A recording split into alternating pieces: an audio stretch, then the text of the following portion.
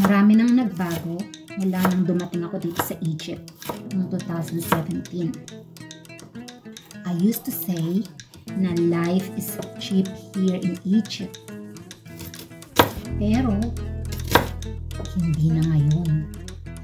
Ang dollar noon naglalaro between 15 and 17 pounds. Pero ngayon, between 40 and 50 pounds. So, makikita ninyo na tumaas lahat ng bilihin. Halimbawa, gas na dating 12 pounds, ngayon, nasa 40 pounds. Generally, yung sinasabi ko, tumaas na lahat ng bilihin dito sa Egypt, pati transportation, lahat nagtaas.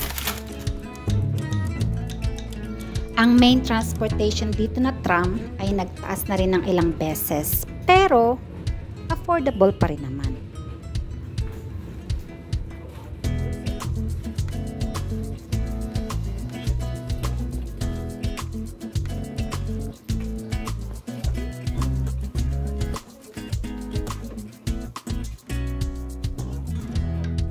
Kaya kung iniisip ninyong mag-for good dito sa Egypt with your family, think twice. You should have good source of income. Huwag basta padalos-dalos. Kailangan ready kayo.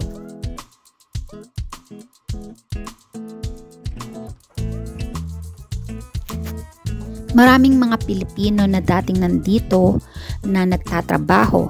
Yung iba nakapag-asawa pero lumipat na ng ibang bansa. Yung iba umuwi na ng Pilipinas dahil hindi na nila nakayanan yung hirap. Siyempre, kapag nahirapan ka sa buhay, nandiyan yung stress, madali ka makipag-away, kaya yung iba nasisira ang relasyon, nauuwi sa hiwalayan.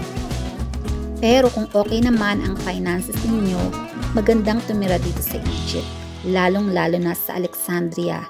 Maganda ang weather. Mababait ang tao at matutulungin at hindi sila racist.